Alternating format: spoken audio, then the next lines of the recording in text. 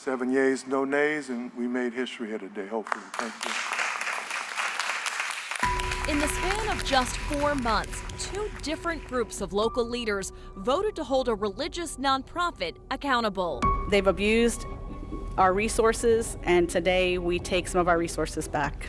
Years of complaints about living conditions in apartments the nonprofit owned led to this point. I went 2 years without an air conditioner. We got the rat dookie up in the, can't cook and do nothing. Tenants say management at the Willows, Park Fontaine, and Belmont apartments did little to help. Constantly calling them, emailing them, and everything, and they're not doing anything. Well, they said that they were putting this up temporarily, and they were coming back to fix it, and this has been weeks in a Sunday. Local leaders said they were horrified by what they saw in our Fox 8 Defenders investigations. I gotta sleep way over there where it's dry at. How long has it been like this? 3 months, And you've complained to the office? every day, crying like I'm doing now. I remember seeing some of the most deplorable conditions that I've ever seen in 30 years broadcast on our news in the greater New Orleans area. Showing up in person at one complex, The oven will catch on fire if you try to turn it on. What? Yeah, it's an electrical stove, but it's so jacked up. brought one Jefferson Parish councilwoman to tears. I grew up poor, so I know what it feels like to feel like you can't be seen or heard. That guy can't fight for himself, you know. So, anyway, I'm sorry. Just weeks after Arita Bohannon toured the Belmont apartments in Metairie, she drafted a proposal allowing the council to revoke the tax-exempt status of Global Ministries Foundation, also known as Ministry Outreach Foundation.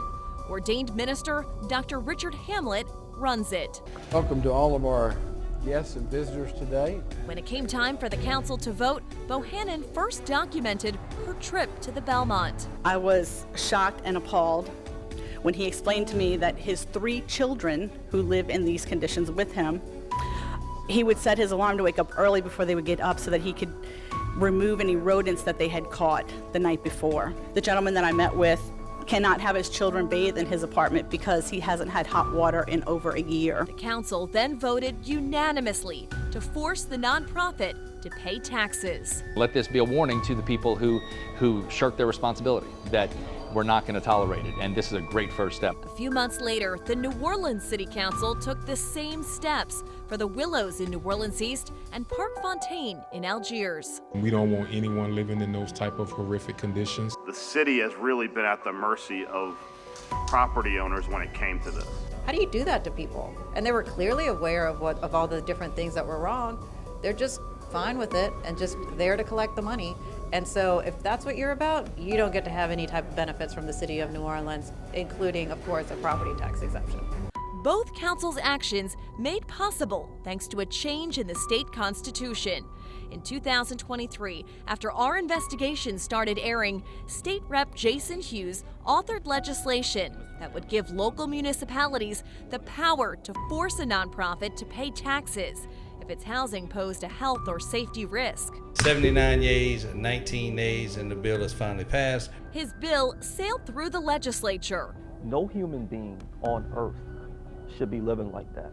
Certainly not in the United States of America. Then, Louisiana voters overwhelmingly approved the measure. We believe that this is, again, a step in the right direction. After years of code enforcement violations on all 3 properties and thousands of dollars in fines unpaid, local leaders said they finally had an additional tool to hold the nonprofit accountable. This is a tremendous success that is going to allow us to finally push out these disreputable nonprofits that are literally making money off misery. But just weeks after the Jefferson Parish Council's vote, which was the first time a municipality in Louisiana utilized this action, Global Ministries sold the Belmont. Is it frustrating at all that he won't be held accountable as far as having to finally pay taxes on this site? You know, honestly, the lawyer part of my brain wants to see this man brought to justice. I want to see this pretend nonprofit brought to justice. But ultimately, what's best for the people who live in the Belmont and who have been made to suffer is that it ends. Local businessman bought the site with promises to turn it around. I live in the parish.